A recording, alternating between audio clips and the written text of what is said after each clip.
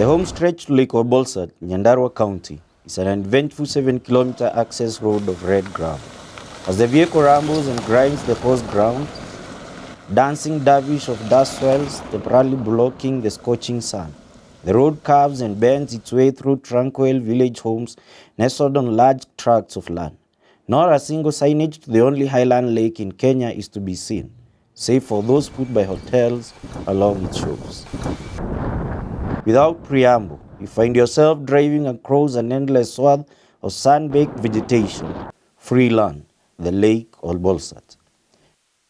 Men with hoes and spades are busy stripping off the top layer of a biodeposit, unfazed by the lake's misfortune, or perhaps trying to salvage a calamitous situation. After all, there exists an adage around here, loosely translated, that even when a house is burning, the owner may enjoy its warmth.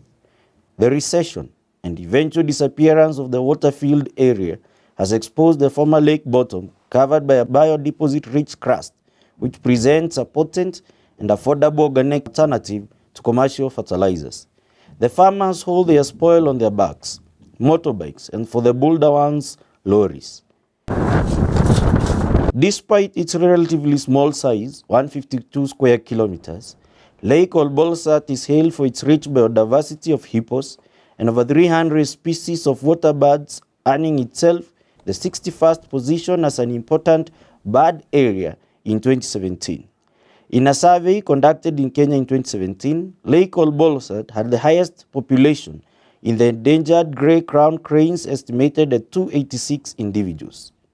Due to its proximity to the Great Rift Valley, the lake forms one of Kenya's important migration flyways, offering a suitable feeding and resting point for the birds, in addition to providing a wintering ground for the Palearctic migrants. Other key bird species recorded in the lake include the glossy ibis, the globally threatened Sharp's longclaw, the East Jackson's widowbird, the regionally threatened long-tailed widowbird, and the great crested crib, among others. Birds act as bioindicators on health of an ecosystem. Today, all we see is a squadron of crestfallen grey-crowned cranes huddled on a patch of wet earth, perhaps mourning the death of their mates and the impending loss of their home. Carcasses of wildlife and derelict boats pepper the lake bed, conjuring fond memories of the vibrant flora and fauna and thriving socio-economic activities that once characterized the lake. A cloud of dust heralds the unabashed arrival of a flock of cows, sheep and goats in the protected wetland, shepherded by three-framed, kanga-wrapped herders from as far as Laikipia and Samburu counties in search of pasture and water. They are lucky to find a semblance of pasture in the once lush rushes and reeds, now a mere patch, left over by balers. An ever-shifting mirage creates a false illusion of water pools, enticing the cattle and their herders to venture deeper and deeper into the lake bed under the unforgiving sun, their lethargic hooves creating a solemn tune of utter helplessness. Fortunately for the locals, some hotel owners have drilled boreholes and created an oasis of hope of life, featuring succulent acacia trees overhanging with nets of internally displaced weaverbirds, a painfully jarring juxtaposition of the now barren lake. From here, the community waters its animals and gets water for domestic use. Overlooking the parched lake bed are brown rolling hills, speckled with burnt patches and plowed lands ready for planting. Their owners reside at the base of the hills. Some are bona fide owners with legitimate land ownership documents and have lived there since 1974. Others have encroached into the riparian area, while others have bluntly grabbed parts of the protected area. This is in spite of the National Lands Commission Chairman Mohamed Swazuri declaration during the 2018 World Wetlands Day celebrations, observed at the shores of Lake Bollsat, that upon gazettement of the lake as a protected wetland, effective 24th January 2018, all title deeds would stand dissolved in accordance with sections 10, 11, and 12 of Lands Act 2012. Politically speaking, Relocating settlers from a place they have called home for decades is not a walk in the park. It calls for sacrifice and courage. Leaders have lost elective positions trying to evict people living in water towers of our country in the name of conservation. Nonetheless, when push comes to shove, someone has to, figuratively speaking, bail the cat. Sometimes I understand that people feel like it is not worth politically to remove people from where they are living, considering the politician, of course, you might suffer politically. But the government should realize that some times ago, there were the same issue that were happening in Aberdare Forest, and they had no other option for them to be able to save Aberdare Forest. They relocated people from the forest. Because there is an issue of encroachment of this lake. And I can tell you, these people you are seeing here, they have genuine titles. Who gave them the titles? So they need to tell us who is this who was so careless to allocate land to people to innocent wananchi, and they have their genuine titles. So you can't tell us that they are encroaching. How are they encroaching? And you gave them title. They are rightfully there. But however, we need to map this area that has remained. It's about 4 kilometers and that 8 along stretch. So if they demarcate this area that initially had water, we are comfortable. This is good enough. If you are in the lake unofficially, then there is no question of discussion. You are evacuated directly. This wetland have to be protected. If you read from here up to Rollian Swamp, these people down Laikipia, Saburu, up to Rollian Swamp, they rely on this. It is a complete ecosystem. Yeah, it's possible in collaboration with the national government. It happened in Mau. It happened in Mau, isn't it? Yeah. But the only thing is that it has to be done in a human way, whereby, because these people, they have genuine title deed. They are resettled elsewhere. Yeah, so it is possible.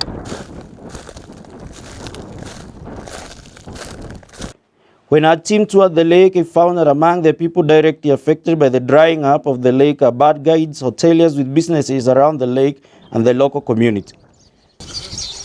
With our binoculars, bird guide Amina Njoki scans around the wetland. No bird in sight. The former county executive committee member in Nyandarua County government, now the MCA for Create Award, Honorable Wanjiru Dirango, could not contain her disappointment. We are here because we are experiencing a very, very sad situation about drying of the lake of Bollsat. Many years, this lake has been a source of livelihood to many people who are surrounding the lake, including the 7 wards of Nyandarua County.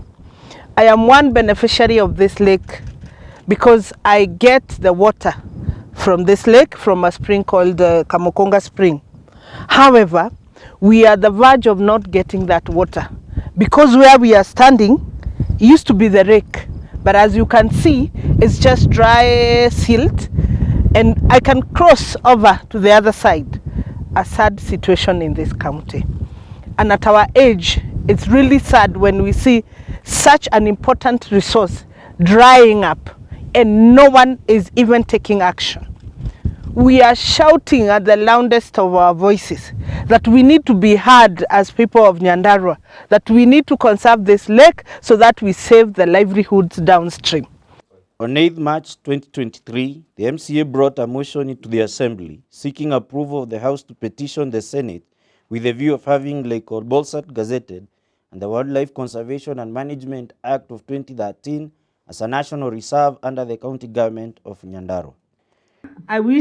She reckoned that this move would boost conservation efforts, address issues of human-wildlife conflict, create jobs, and enhance revenue collection. Madam Speaker, I beg to move the following motion, that the Senate of Kenya consults with Kenya Wildlife Service, National Environment Management Authority, Kenya Forest Service, and the other government lead agencies, and speed up the gazettement of the Lake Bollsat as a national reserve under the county government of Nyandarua in order to enhance its conservation, address issues of human-wildlife conflict, create job opportunities, revenue, and provide an alternative source of livelihood to the residents. And so we could like to urge the national government and the Senate and now the county government of Nyandarua to come together so that at least we try and save our lake called Bollsat. I was there, and actually it's very sad to see that the lake that was doing very well, right now you walk like 20 kilometers and you cannot see even a single place where even the kettles can get water for drinking. Just a few years back, we buried someone from Rorie village where Honorable Denji represents out of being attacked by a hippo. The only remedy is fencing the lake to ensure that we don't have that human-animal conflict. The Senate of Kenya consult with the Kenya Wildlife Service, National Environmental Management Authority, Kenya Forest Service, and other government-led agencies, and speed up the gazettement of Lake Bollsat as a national reserve under the county government of Nyandarua. As many as of the similar opinion say aye. As many as of the contrary opinion say nay, and the ayes have it. According to the Birds Guide Amina, the number of birds in the lake is on a downward trajectory. Zina decrease. Kama Januari tulifanya counts na sidhani kuna ndege wengi wala walipatikana, hiyo record imeenda chini kabisa. The 400 individual residential hippopotamuses recorded by the Kenya Wildlife Services in 2017 have also disappeared. Lake Bollsat sijaijua for long, but for the time nimeijua ilikuwa na maji. And ilikuwa na maji, ilikuwa na hippos, at least watu walikuwa wanateremka kuona hippos. So I personally nikijua kulikuwa na hippos. The Highland gem not only supplies water to the residents of Nyandarua, but also forms the catchment for the Wasonyiro River, supplying water to Laikipia, Isiolo, Samburu, Wajir, and Marsabit counties, and others that drain into Ethiopia. Additionally, the thriving wildlife tourism at Thompson Falls, Nyahururu, owes its existence to the lake called Bollsat. In the middle of the dry bed, Honorable Wanjiru and fond memories of the once splendid lake. The blue lake dancing in the sun, beautiful multicolored birds chirping in their thousands, the snorting and grunting hippopotamuses, balancing white egrets on their vast backs, the whispering reeds, the water lilies, and the insects that teased water ripples. The CCM for Tourism, Trade and Cooperatives, Honorable Agnes Nunji, and the MCA for Weru Ward, Honorable Bogomburu, shared a corroborating history, expressing their disappointment that the lake dried amid its promises by stakeholders to take decisive actions to save the important habitat. The lake called Bollsat, it is a pride of this central economic block, yeah? And not just the central economic block, but also for Kenya, being the only highland lake in the country and also in East Africa. So Lake Bollsat has been a very vibrant lake, a freshwater lake. Not much activities, not much of the tourism activities has been going on, but it has been a source of livelihood to the communities around, and also a jewel to the region, which we ought to take it back to where it was. My name is Bogomboro, representing a ward called Weru. Weru is a ward in Nyandarua County, and exactly where we are right now. I was born and brought up in here. In fact, my own home place is a kilometer from here. And I have a history of how the lake used to look like. It is very, very unfortunate and sad to see that it has finally dried up. People have been saying it will be reclaimed. I remember very well in the year 2015, they sat down and it was registered as a wetland. It was repeated in 2019 in where we celebrated World Wetland Day up here. And Najib Balala came. By then he was the minister, and we were promised that we are going to rehabilitate this lake. As we are saying, or as I was growing up, we used to come and we used to see beautiful birds, animals like hippos used to be here, but you can see now the ecosystem is dying away. We are calling upon all stakeholders, including the President, William Samoei Ruto, who is very passionate about the issues of climate change. We are calling upon the Deputy President and the entire government, the Governor of Nyandarua County, and whoever cares to listen. Please let us rise and save our lake. I appeal again, let us rise and save Lake Bollsat. The CCM for tourism, however, is not surprised by the drying up of the lake. She says the problem started long before, but stakeholders' interventions did not match the fast-changing phenomenon. Although the dry up of a lake is a natural process in the hydrological cycle, it has been fueled by human activities, including unregulated tributaries, abstraction, as farmers divert the water for their own farm use. Of course, I feel very bad about it, but it is not a surprise because it's not something that happened overnight. It is just a lesson to us that we ought to conserve Mother Nature for the sake of our future generation and for the sake of sustainability. So it is not a surprise, but it is a wake-up call for us.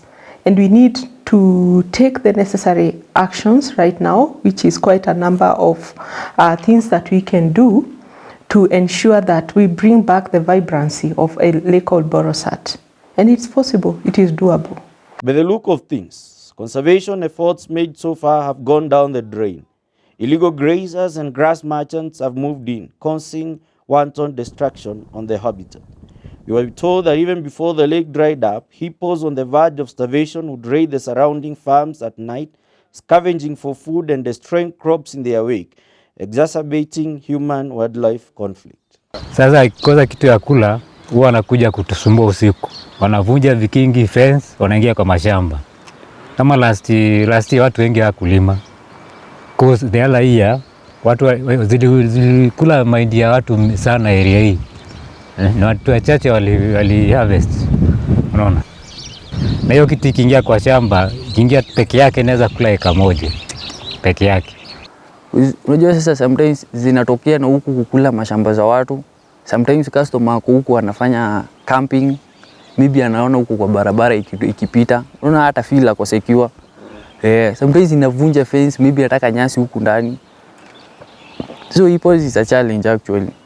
So if there is a way zinaweza ziweke electric fence, hata kama si perimeter, electric fence inaweza kuwa better. The stakeholders are in agreement that the most effective way to keep the invaders at bay and rein in the hippos at the same time is by fencing off the approximately 4 km wide by 30 km long lake. It worked for the Aberdares National Park. It can work here. The buck stops with the National Environment Management Authority, NEMA, since it is under its auspices that the lake was gazetted as a protected wetland. We were able to reach Mr. Edward Wawire, the director of NEMA in charge of Nyandarua County, who expressed his displeasure in the apparent encroachment and invasion of herders and grass merchants into the lake, saying that the organization is severely understaffed, hence unable to deal with the menace effectively. The biodeposit extraction phenomenon is not entirely unique to Lake Bollsat. Ancient Egyptians used salts culled from the Dead Sea for mummification, fertilizers, and potash. On its part, Nyandarua County government, under the leadership of then Governor Francis Kimemia, in collaboration with the national government, had initiated plans to explore and process the lake biodeposit to make organic fertilizer. Kwa majina naitwa Paul Goje. Mimi ni mkazi wa hapa karibu na hii Lake Bollsat. Na hii ziwa inatusaidiaga sana. Kwa maana wakati wa mvua kuna kuwa na samaki na kuna ndege na kuna hippos. Lakini jambo la maajabu ni kwamba ziwa hii imekauka. Sasa hizo hippos zimeisha, madege zote zimeenda, na serikali isipochukua hatua hata sisi tunaagamia. Hata ingawa sisi wakazi wa hapa wale wanajua hii ni mbolea na tunachota tunapeleka kwa shamba. Because as you can see and you witnessed people getting this the biodeposit fertilizer. There is a company that had come just trying to see how do we get biodeposit fertilizer out of this lake. The current regime under Governor Badlisha Kerry intends to pursue the course, noting that even if it turns out that the project is not feasible, the lake might as well get desilted. It is something we are actually pursuing to explore. Number one, because there's a lot of siltation in the lake. So whether we decide to desilt, to put away that soil aside, whether even if we are not interested in the biodeposit, the soil has to be removed. But if that siltation can be removed and become of value to our farmers, then it is double gains for us. The lake will be desilted and we'll have gotten fertilizers. However, NEMA is against the move, saying that dredging of the lake will aggravate the problem for animals which may be hibernating in the mud during this dry season. All the same, NEMA took a beating for allegedly sleeping on the job insofar as conservation of the lake is concerned. This lake is gazetted under NEMA. And when we speak to NEMA, they tell us we are affecting the ecosystem when we drench, for example, the biodeposit fertilizer here. Where is that ecosystem today? Where is NEMA today? The lake has dried. Where are they today to tell us where are the fish? Where are the crown crane birds? Where have they gone? What measures are they taking to protect them? Because there is no water. So it's just a matter of goodwill, and we save the lake for now and for future. Lake Bollsat is arguably a shallow lake owing to siltation that has taken place on its riparian bed over the years. As the ripple effects of a lake facing extinction continue to be felt, talk of simmering controversy on who is responsible for spearheading its conservation and management between the national and the county government is rife, each tier wary of being shortchanged when the resource starts generating revenue. But Honorable Wanjiru is quick on allaying the fears. The law is very, very clear. Very, very clear. There are functions of a national government and functions of a county government. And the Kenya Wildlife Management Act states clearly the roles of a game reserve and the roles of a national reserve. And the roles of a game reserve, those are squarely under the national government. But the roles of a game reserve, the roles of a national reserve are under the county government. The law is very clear. It has stipulated what are the functions of the county government. So I don't see any controversy in that. But whatever resources, honestly, that comes from this lake will benefit the people of Nyandarua County, will benefit the people of Kenya. One of the greatest strengths the residents of Nyandarua have is the demonstrated goodwill the current administration has to continue implementing the programs initiated by the last regime.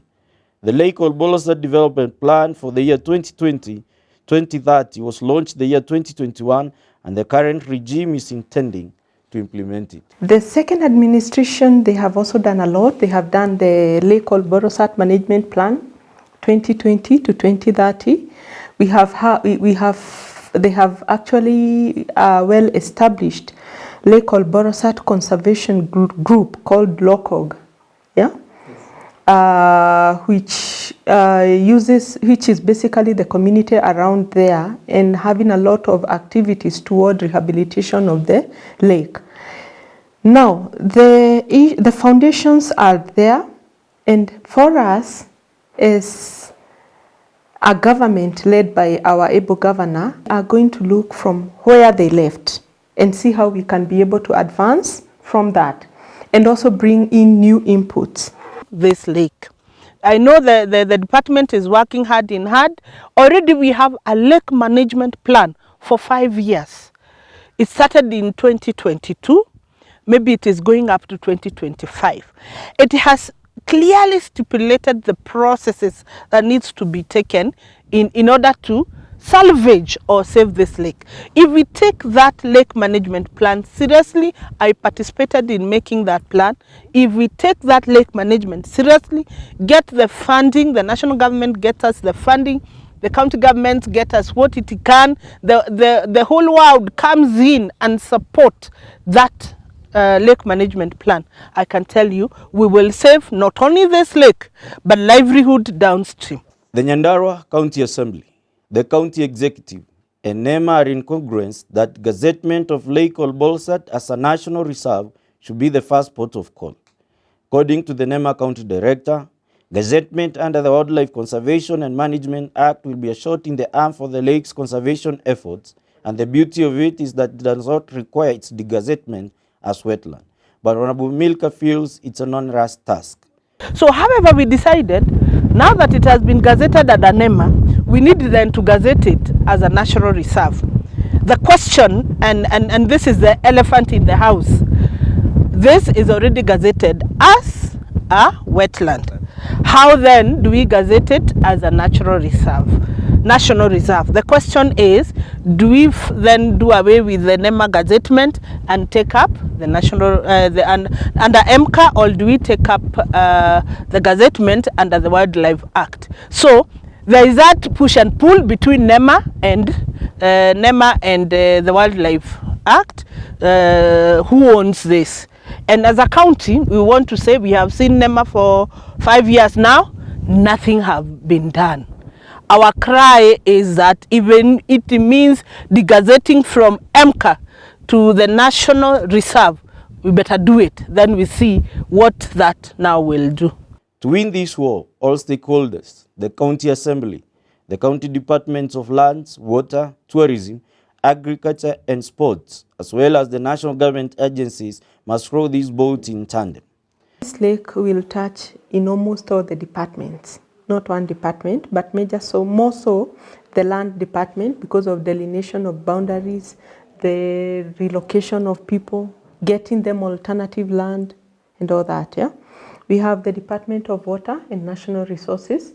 Remember, this is a national resource, so it is between us, tourism, and the national resources. So right now, as we say, we are collaborating with the youth and sports department, so that the young people can actually plant those seedlings. My appeal is each and every stakeholder in this country, be it the governor, Moses Kearie Badilisha, women rep, everybody, our senator, our MP, I myself and the people who are neighboring this lake.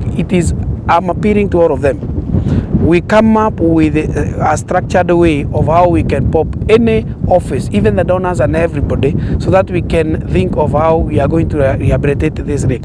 But when it is everybody's responsibility, it is nobody's responsibility. Leaders we talk to confirm that nobody is fully in charge, since conservation efforts call for multi-agency approach. Bird guide Ms. Amina Njoki puts it aptly. Kitu cha kwanza ni lake ikue gazetted, because kama sahi haina mwenyewe. That's why unaona kila mtu, kama ungeenda hii saidia na huku, ungepata hadi bellas wanafunga hay. Na hiyo nyasi unasikia inaenda Nyeri na Nyuki. Kuna hao Samburu wamejaa sasa, hiyo wako na thousands of flocks huko za ng'ombe. Hakuna mtu anawauliza mbuzi nini, yani hakuna control ya lake. To steer the boat back on course, 3 things must happen. Gazettement of the lake as a national reserve under the Nyandarua County Government, expeditious implementation of the Lake Bollsat Management Plan, and relocation of people residing at the lake's riparian land. In the long run, establishment of a Lake Bollsat Management Authority to act as a helmsperson in the overall steering of the Lake Bollsat revival, rehabilitation, and management could be the magic pill to resuscitate the Highlands jewel. From Lake Bollsat, on behalf of the County Assembly of Nyandarua, Muhende Kariuki, Deputy Chief Majority Whip.